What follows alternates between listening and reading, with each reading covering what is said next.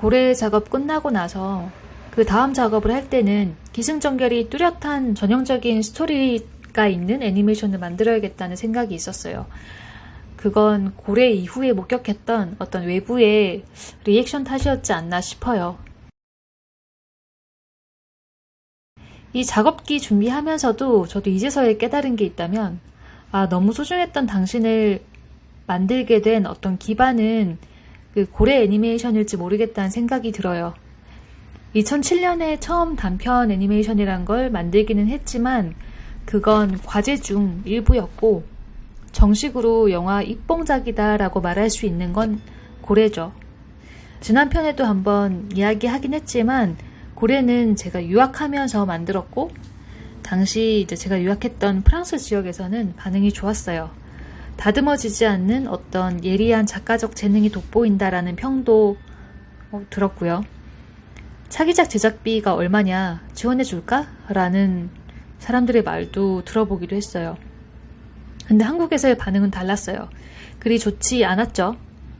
너무 추상적이야. 무슨 이야기야? 어떤 메시지를 전달하고 싶은 거야? 도통 모르겠다. 이런 반응들이 대부분이었던 거죠. 틀린 말은 아니긴 했어요. 고래에는 어떤 기승전결의 스토리도 전달하고 싶은 메시지도 없어요.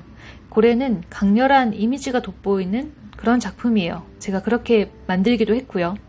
그렇게 프랑스와 한국에서 얻은 양극단의 두 리액션 앞에서 전 굉장히 혼란스러웠어요. 그 와중에 제가 집어들었던 게 고래를 향한 부정적인 반응이었어요.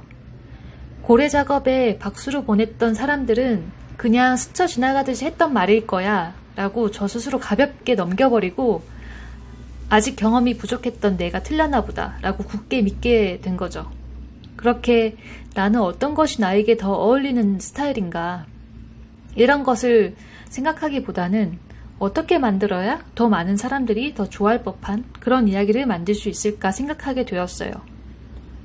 다른 사람의 평가에 흔들리지 않고 나의 작품 세계를 단단하게 관철시키는 길과 더 많은 사람들이 찾을 법한 작품을 만드는 길, 이 두 길 사이에서 저는 정말 오랜 기간 방황했어요. 솔직히 지금도 모르겠어요. 무엇이 옳고 그른지 알 수 없어요. 다만 얘기할 수 있는 건 지금에 와서 돌이켜보면 그때 내가 선택하지 않았던 어떤 선택지에 대해서 아쉽기도 하고 내가 만약 그때 긍정적인 반응들에 조금 더 호응을 하고 나 스스로를 믿었다면 어땠을까라는 아쉬움이 남는 거죠. 그렇게 저는 조금 더 관객들이 보는 재미에 초점을 맞추는 이야기 중심의 애니메이션을 만들어야 한다는 생각을 했어요.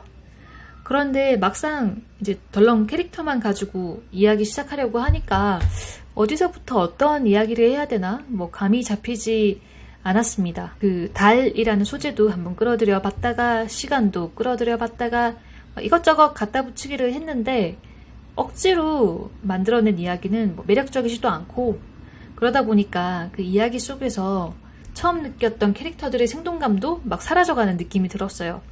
그러니까 이야기를 위한 이야기를 만든다는 게 생각만큼 쉽지 않다는 걸 그때 배웠죠. 그러다가 한참 막 이 스토리 짜는 것 때문에 스트레스 받다가 굉장히 엉뚱한 곳에서 이야기의 실마리를 찾게 돼요. 문득 재활용을 하려고 놓아둔 와인병을 바라보다가 옛날에는 저런 병에다가 편지 넣고 막 바다에 띄우고 누가 보고 이랬었지? 라는 생각이 들고 그 생각이 막 꼬리를 물고 이렇게 머릿속에 피어오르기 시작하는 거예요. 그러다가 점점 이야기가 이제 머릿속에 퍼져나가고 그 후로 굉장히 무르르듯 자연스럽게 하나의 얼개를 가진 이야기의 짜임새가 생겨나게 됐어요. 그러니까 무엇이 됐든 간에 어떤 이야기를 만나거나 발견하기 위해서는 작든 크든 어떤 계기가 필요하긴 한 것 같아요. 달나라 혹은 지하세계에 잊혀진 물건들의 안식처가 있다. 그리고 그 물건들의 사연 혹은 유언을 들어주는 동자와 토끼가 그곳에 살고 있다. 이것이 너무 소중했던 당신의 메인 스토리가 되었습니다. 사람들에게 잊혀진 물건은 다음과 같이 정했어요. 첫째, 비둘기의 기행으로 더러워진 탓에 사람들한테 버려진 우체통. 두 번째, 아픈 아이의 오르골. 세 번째, 유리병 안에 놓인 편지. 오르골 제외하고는 우체통, 유리병, 편지, 이 비둘기는 서로의 사건이 일어나고 결과를 맞이하는 데 있어서 어떤 인과관계를 가지도록 이야기의 얼개를 구성했어요. 가끔은 어떤 문제가 생각지도 못한 부분에서 해결되는 경우가 있죠. 조금 멋대가리 없이 저의 긴 번민이 끝이 나긴 했지만 이렇게라도 이야기가 틀을 갖춰 나가면서 점점 작업의 윤곽이 이제 드러나기 시작했습니다.